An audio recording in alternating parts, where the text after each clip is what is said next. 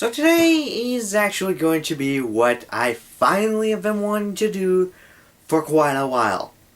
Review an anime, because this is the reason why I made this channel, alright? Well, that and make theories, but I've also been trying to, try to branch out and actually do what I've been, wanting to do for quite a while, which is review an anime. And, well, the reason why I haven't been doing so much is because I've been getting kind of sidetracked. Yeah, let's just say I'm a bit of a procrastinator, so, be willing to expect that. Not only that, but I've also been trying to get some equipment so that I can actually do a proper review once in a while. So, you know what? Let's just go with it. So, I'm just going to try this format as of now. First off, basically give an entire summary of what the anime is about, what it's, basically from end to finish. And then after that, talk about the parts that I liked, talk about the parts that I disliked, and give my overall score about it and whether or not you should watch it. So, without further ado, let's start. Today we're reviewing Isekai no Shokudo. So, what is it about? Well, Isekai no Shokudo, or Restaurant to Another World, is a pretty simple story. Normally, I would just give you an entire synopsis of the whole story. However, you could argue that this is essentially a slice of life, and it is actually classified under slice of life, of course. So, really, it's just more or less a setting, or more or less an idea that is then later implemented. So, the idea of the story is essentially you have a restaurant that serves Western-style food called Nakoya, which is basically in the middle of Tokyo. And according to all the people in Tokyo, it is open 6 days a week, basically from Monday to from Sunday to Saturday, or I don't know what the hours are, but on from Monday to Friday, sorry. But on Saturday, according to them, it's closed. However, in reality, it is still open, just not to the general populace. Instead, it is open to people from another world, as of course the name implies. How does this work? Well, if you've ever seen Howl's Moving Castle, you know that door where basically it's one singular door that opens to various other doors located throughout the world. Well, imagine that, but in a different world. And that's kind of how it works.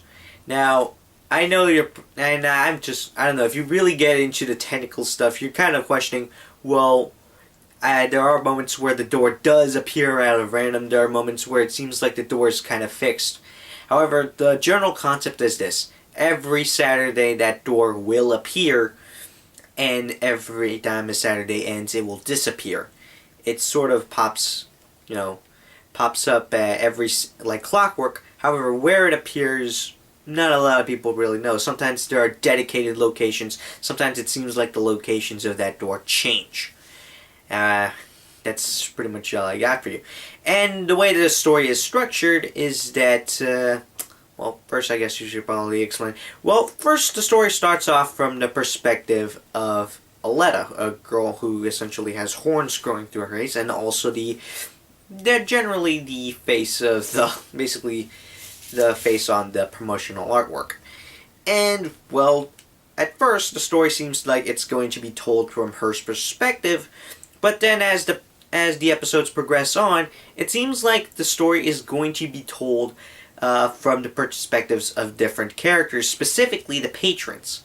Where basically we have, say, a story told from one patron in one half of the episode, and then another story from another patron, and each half of each episode seems to be corresponding to a certain food.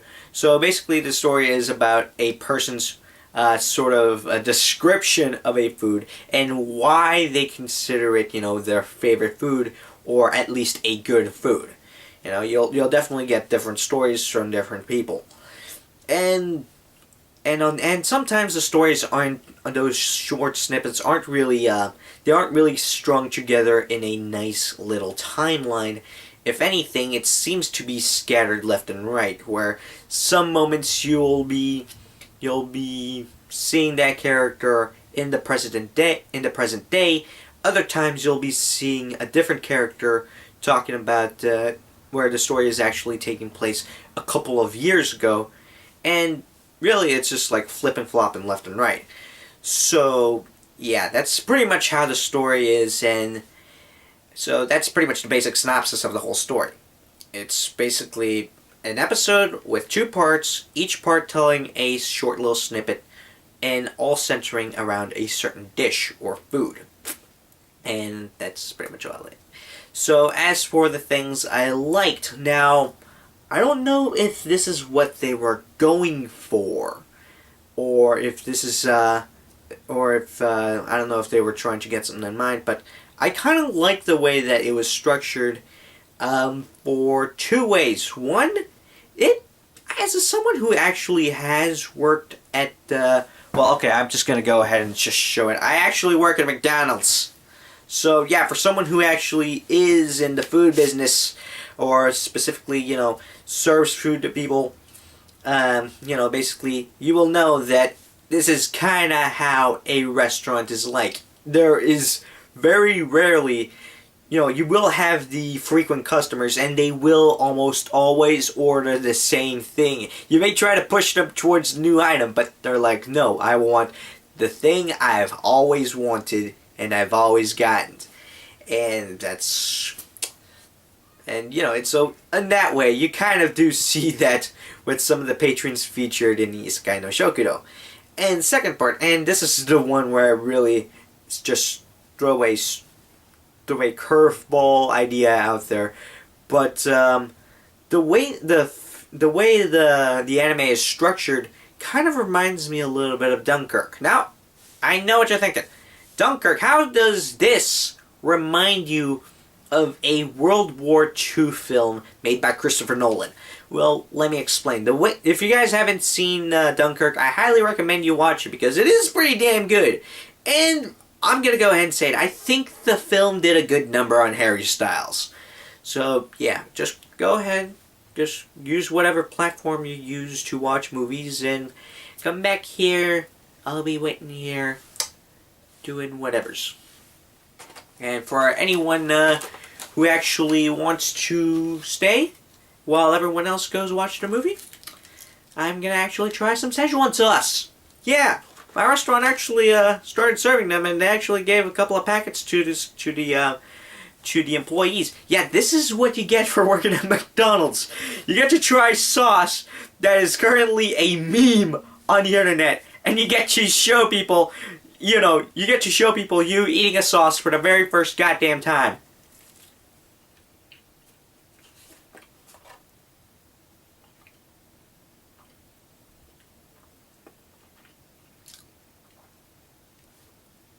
Yeah, they're right. This is basically just sweet and sour and barbecue put together. I don't know why. I don't know. God damn you, Rick and Morty. You guys are a bunch of... Oh, you guys are back! Okay, now we can go back to talking about. So the film is actually divided into 3 parts, where we have the mole, which is basically the story told from the land perspective. You have the sea, where it's, basically from Harry Styles' perspective. You have the sea, which is told by an old man and a bunch of kids who decide to just screw the naval officers. We're not going to wait for them to confiscate our ship so that they can save other people. We're going to go on our own. Alright? And we're going to save a bunch of folks and become heroes. Or, in a sense. And third is told from the perspective of the air, where you're basically seeing 2 fighter pilots, sort of take on the Luftwaffe. Which, yeah, they actually did participate. The only thing is, they never really, were at the beach. They were really more like into the channel where all the Luftwaffe were. You fight the enemy where they are. So, that's just factual. So anyways, however, what I really liked about this film is that, in a way, all the stories are sort of interwoven into each other. And you can kind of almost piece it together. Like, in one scene where you see a ship, you're wondering, hey, where did that ship come from? And then in another scene, you see that same ship, and like, oh my goodness, wait, that ship looks a lot familiar.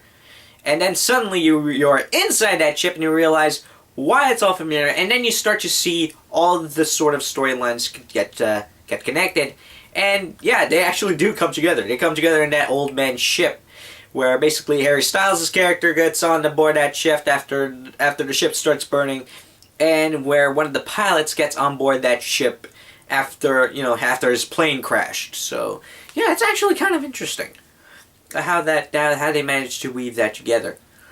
And in Isekai no Shokudo, it's kind of the same thing, where in fact, after connecting all the short little snippets, you kind of start to realize that there is a sort of connected story. Heck, they even mention how, sometimes some of the characters in that story actually interact in real life in their home world when they're not in the restaurant. And you also start to learn certain things, like say for example, you realize that the current head chef, who does not have a name, used to be an apprentice and actually had a former teacher who is, in the current time, no longer working in the restaurant. However, they still managed to sort of keep this secret hidden from the rest of the world from figuring out.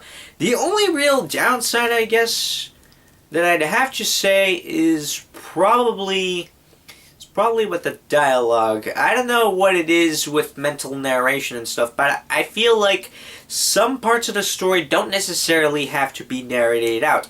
But I do understand when there are certain things where they want to throw in, like say, pieces of dialogue that maybe we wouldn't figure out on our own. However, it does kind of become redundant when you're just, I don't know, I mean, you're sort of describing the food when already anime is notorious for making food look amazing on screen.